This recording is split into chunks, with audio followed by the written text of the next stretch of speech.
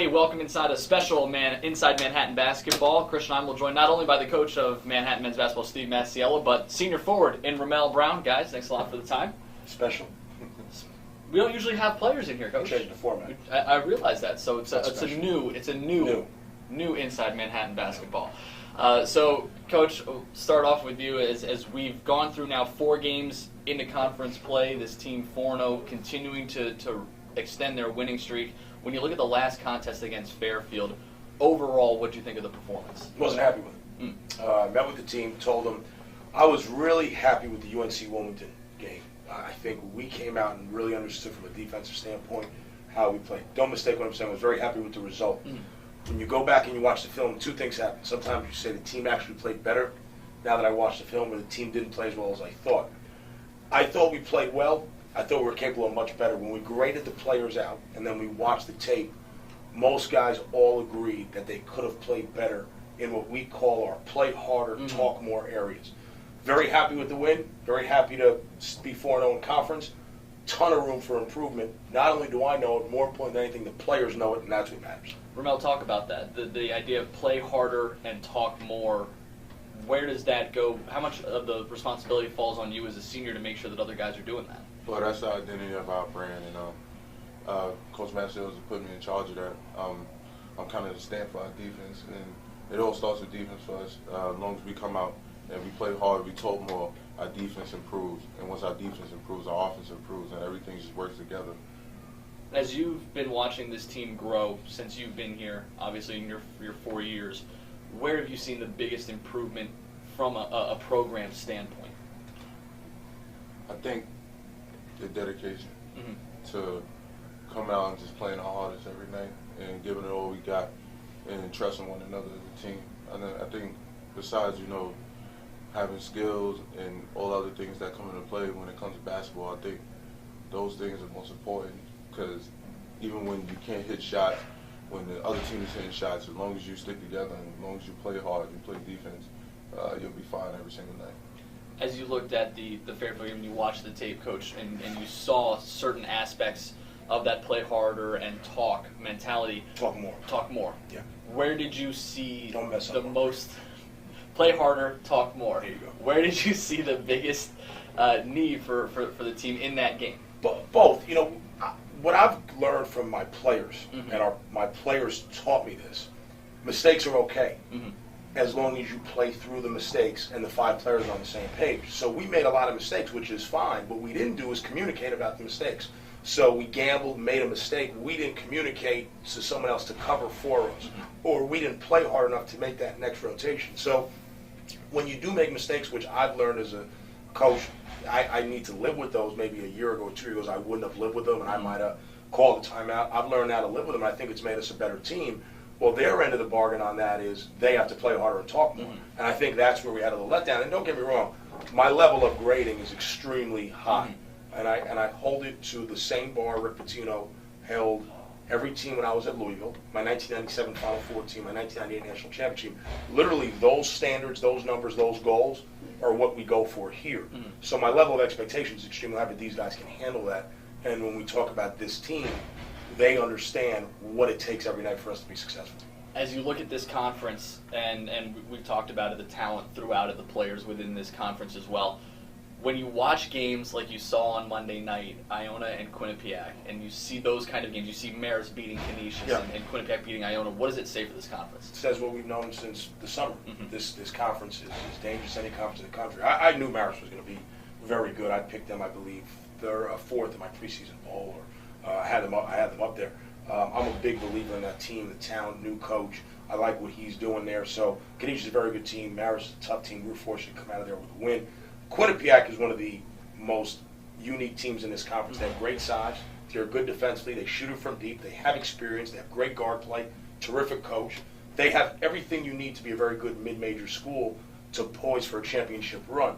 So as good as Iona is and the talent they have in the ability to shoot the ball, Quinnipiac's different than Iona, and that's why I think that night at home you saw them come out with a great win, and they shot the ball very well. They shot lights out to start the game. I'll say it. I've been saying it. There's about 6 or 7 teams that can win this whole thing. The key is to put yourself in a situation to have the best chance to win it, and that's what we have to do. How much time do you get to sit and watch games as a fan within this conference, within college basketball? How much time do you actually get to sit and maybe watch a game like Iona Quinnipiac? Well, I don't really watch it as a fan. I kind of, spectate, but I watch it as from like a coach's standpoint. I try to see what teams like to do. While I was watching Quinnipiac Iona game, I'm watching what type of shots Quinnipiac takes, player tendencies. I'm watching Iona as well because, we have them coming up on the schedule not too far ahead. And, I'm just watching it from a scouting standpoint, just to understand the game a little bit more. Talk to me a little bit about the mentality. By the way, you hear this kid? Mm-hmm. How many players are saying that? That's how they're watching. Exactly. The game. It's what makes him just so special. You don't even comment on it. I let it speak for itself. Okay, I'm just noticing. That's all. For this team, do you break down the team? Do you critique it and try to come in here and give us? I try to. You haven't given me one suggestion on it. For this team? Yeah. You haven't given me one. I'm trying to think, but for this team and for the 3 years that Coach has been here, talk about how the mentality has kind of progressed from your first year of trying to turn around a program from the 5 or 6 wins it was the first year to 21 wins. And then the last year to now this year, how's the mentality changed a little bit these 3 years that Coach has been around? I mean, we've just been adjusting each year. The first year it was all new to us, and even our coach, and we just went with what we knew, and it got us far. But we had a tough loss in the tournament, and then the next year things were coming together. We were getting a lot of good pieces, and then we got hit hard, not being able to have Ashton and George for the season. And I think that year really set us up for this year because we became a lot closer, and we realized the things we needed to do to win games. We came out, we played defense every night last year, and we didn't worry about the points, and we just tried to limit other teams. And now that we see that's the main component to winning games, now we can do that this year and still have the offensive firepower. So everything we've done the previous years has set us up for this year. Talk to me about when you're sitting there watching a game and you're spectating, as you described. What were some of the things that you took away most from maybe Monday night's game that you can use coming up Thursday? Well, Quinnipiac, I see the only thing I took away from the game was that Iona let them be real comfortable and let them do what they want. Of course, Iona was outside a little bit, front court. Quinnipiac has a huge front line, and from what I see, I think you just got to make players uncomfortable out there, take them out of their element, make them do things they're not comfortable doing, and see if they're able to adjust. If they're good enough and they're able to adjust, we're going to have a rough night. But if we're able to make them do things that they don't want to do out there and they can't capitalize, then we have a good shot. With the size and the outside shooting of this team, you were comparing them a little bit prior to the Buffalo game, getting ready for Quinnipiac. Last year, I remember you were talking about Buffalo as possibly a Loyola. Any similarities between Quinnipiac and Loyola that you see? Quinnipiac and Loyola? And Loyola, those two spots. A little, they're different. Mm-hmm. Quinnipiac has jet quick speed in the backcourt, as quick as any backcourt we've seen, and then this massive front line. They don't give you Loyola give you a lot of different looks. They're different. Mm-hmm. Quinnipiac is really there, like I always say, we're Louisville, at the AAA. Quinnipiac's UConn at the AAA. Okay. And I have so much respect for Tommy Moore. They're going to guard you. They're going to play 90% man. They're going to kill you on the backboard. They're going to pound it inside. Their guard play is terrific. They're great in pick and roll situations. Their defense really plays straight up man. They're not going to give you anything easy. And they have a mano-a-mano mentality. They're going to put their best five out and try to beat your best five. And I have a lot of respect for the way they play. But the key to the game, make no doubt about it, is rebounding. Mm-hmm. And they've won 44 games in a row on the backboard. They haven't lost. Now, some teams have been victorious in those games still, but that's the stamp of their program. And any team whose stamp is rebounding, well, that says it all right there, the type of makeup of kids they have and what their coaching staff's about. Coach has always talked a lot about rebounding as a mentality. Take me through your mentality as a rebounder. My mentality as a rebounder, well, even when you're not in position to get it, you never know. So you have to go for it every single play. And even if you can't get it, you try to give one of your teammates the opportunity to get it. So you always try to keep the ball alive. So if you watch the games, you always see me tipping it around. Even if I can't get it, I'm trying to get it to somebody else. And it's just about outworking your opponent. We were joking around the other day about George and his ability as a rebounder, and you just said it seems like the ball just falls to him. Like he just seems to have a magnet for the ball. What do you notice about him as a rebounder? I think the reason people believe that is because, George actually worked so hard that, when you work hard, good things happen to you. I've seen it all the time. The amount of work he puts in on the court, he's always going after it. So eventually, you're going to get it more often than the person who's waiting for it. He's one of the guys that's going to go get it. So we always like to have fans contribute to the show. Well, Ramel, we've got a question for you. Chris wants to know what your plans are basketball-wise after graduation. Well, I'm not planning my plans yet. Right now, I'm just trying to focus on winning this championship and taking my team as far as I can, and everything will fall into place after that.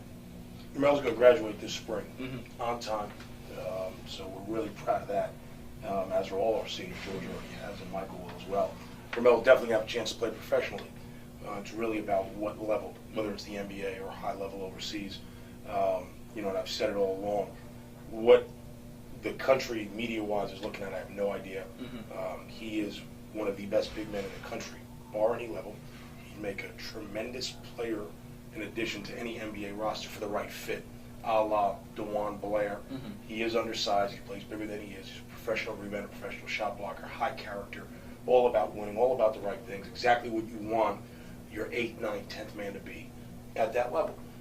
And I think anyone who brings him in and works him out, they'll all take him.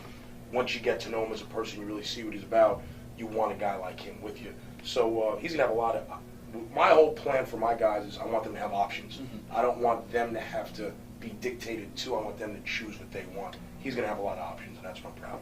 I know how this coaching staff felt. I know how your teammates felt. I know how we felt last year when you weren't made MAC All-First Teamer, 2-time Defensive Player of the Year in the conference.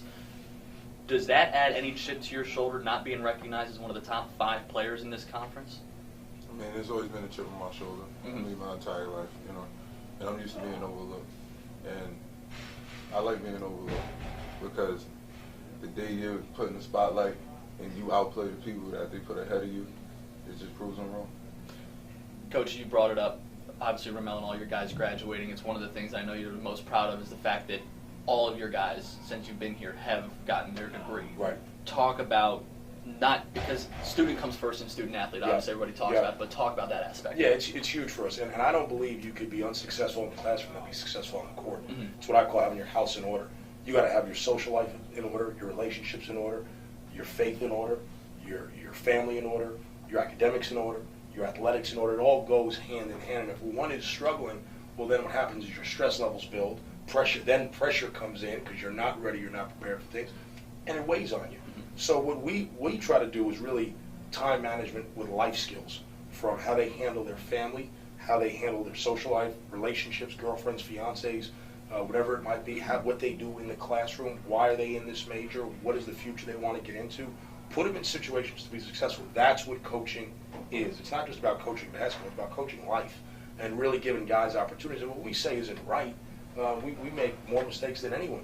But what we try to do is share with our guys the experiences that we've had and let them know what to be aware of, what they need to worry about, and what's ahead of them. And we're just fortunate we got great guys who all are about the right things. We can put our head on the pillow at night as coaches and know we got guys who are doing the right things. Fan question for you, Coach. Mike wants to know, with the way the team's playing right now in 4-0 in conference, any concern about potentially peaking too early?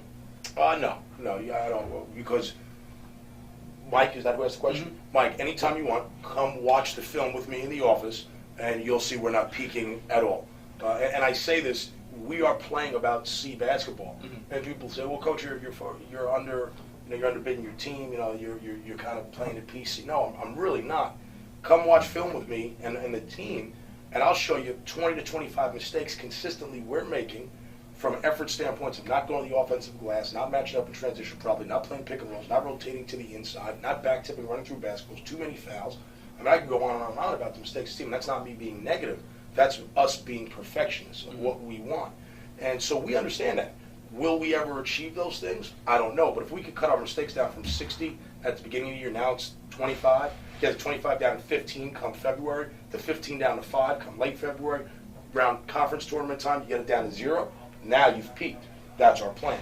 Right now we're nowhere near peaking, but I think that says great things about this team because they're playing decent basketball. Our record's 11-2. You're 4-0 in conference. The results you've gotten, you got to be happy with. but you're still not playing the best product you have. When you are watching film with your teammates, how you talked about watching a game from a coach's standpoint. How much are you watching film from that same standpoint and recognizing not only your mistakes but the mistakes from your teammates? I mean, that's how you have to watch it. Because the purpose of film is, you know, you got to learn, you have to grow, and you have to get better. So we go and watch film. We see the mistakes we're making, a lot of them repeatedly, and we try to go out there in the court and just correct them and focus on just fixing those little things, because a lot of people don't realize those little things make a big difference in the game. Talk to me about being somewhat of a secondary coach and a mentor to guys like Ashton Pankey and Carlton Allen on this team. I mean, it's great having guys like that behind me. You know, they listen, they out there, they want to win just like me, and we're doing whatever it takes to get there. Everybody's bought into what we want to do this year. It's about being unselfish and putting the team before yourself.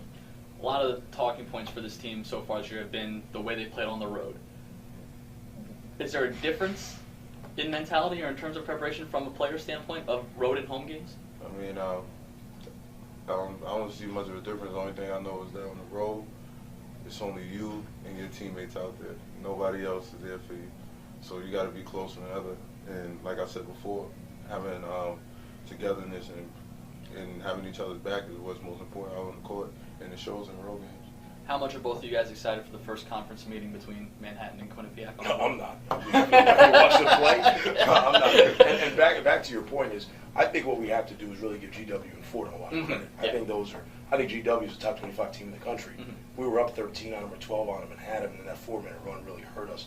And Johnson, I'll say again, I bet that goes down as one of his best 3 performances of his whole college career, what happened in here on that night. So let's give them all the credit on that, and they just outplayed us on those nights. I don't think we're less focused or more focused. I just think 2 better teams on that night beat us. Quinnipiac, I fear every team as we get ready to play and going in when you watch them on tape. And then you try to figure out, okay, well, these are ways we can hurt them. I still haven't found ways to hurt Quinnipiac yet. I still don't know. You say, okay, these are 6 things they do well. Here are 5 things they do bad. I haven't found one weakness with this team yet. And I don't say that trying to make them the perfect team. I just say that from the standpoint of they do. You say, okay, do they defend? Yes. Do they rebound? Yes. Do they shoot it well? Yes. Do they have good personnel? Yes. Do they play a tough style? Every checkpoint you have, they answer the question. And I think that says so much about them. It's going to be a very, very difficult game for us to win. With this team coming up and with the way the Jaspers are playing right now, how much do you guys take it upon yourselves to not listen to anything? Because Coach and I talk about it a lot, but not listening to anything outside of your own locker room. How much of it, you talked about it being on the road, it's just you and your teammates. How much of that it goes into your guys' prep of no matter what the talk is, the hype, whatever it is, about this team, against this team, whatever it is, it's just you guys in that locker room? Oh, yeah. Well, we all know that none of it matters, because we're the ones going through it. We've been through it for years, and we've experienced together, so we're going to listen to each other. We're not going to listen to outside sources that haven't been there, that have their own opinions. We're just going to listen to each other, listen to the coaching staff, because at the end of the day, when you listen to somebody else and they're not responsible for what happens to you. You and your teammates are responsible for what happens to your team. So if we're going to make a mistake, we're going to make it together on our own accord because it's our own decisions, not because somebody else told us to do so. And the other thing about this team, all we care about, we don't care about rankings, we don't care about records. All we care about is rings. That's it. And unless you could put a ring on my finger, and I don't mean an engagement ring, I'm talking about a MAC championship ring, we don't want to talk to you. And until that happens, that's all we care about. So whether we were 2-11 right now, like we were, I don't know what we were last year at this time, it's irrelevant. All this is irrelevant. Because last year we were on the other side of the conversation, and we made a run to the championship game. So it's all irrelevant. The records are irrelevant, the talks are irrelevant, the polls are irrelevant. It means nothing until come that Monday night in the MAC tournament, or if we play well enough to get an at-large. Those are the only 2 things that matter. Outside of that, we're not concerned with anything but those things. And this mature team knows that because of our senior leadership. I've talked a lot with Keith Bullock and Chris Williams, who were on the 94 championship team, lost in the 93 championship game. And they both have said that loss in the championship game in 93 fueled them the entire way through their senior year. How much is that loss, that Monday night, fueling you guys right now? It's always been our fuel. We never forget it every day during the summer. we come into practice and the score will be up there from the championship game. Coach put up this purposely to always remind us not to forget what happened and what could have been if we would have just got 4 more points. Mm-hmm. And we just trying to correct all the mistakes and make sure that doesn't happen again to us. First things first, though, Quinnipiac, Thursday night, 7:30. You can watch the game live on SNY. You can also hear live free audio on GoJaspers.com. First installment of the new Inside Manhattan Basketball. I like that better than new. Special means it's not going to happen again. We're going to have someone next week. The new Inside Manhattan Basketball. Who would you like to see sitting here? Should we replace you? Should we get a new host? Who would you like to see sitting here or here? You can tweet us. Not here. That stays. You can tweet us your questions at GoJaspers. You can also email them to this, gojaspers@manhattan.edu. Don't forget, you can follow Coach on Twitter, Steve_. And we want some good questions. Let's put our players on the spot. Favorite coach, thing you don't like about Coach Mass the most. Let's really see what's on our players' minds. Are they dating anyone? Let's get down to the bottom, the core stuff. Let's have some fun with this thing. Don't do that. And like I said, this is all access here in Manhattan. There is no secrets. Limited access. You asked the question. They want limited access. I want all access. We'll see you next time inside Manhattan Basketball.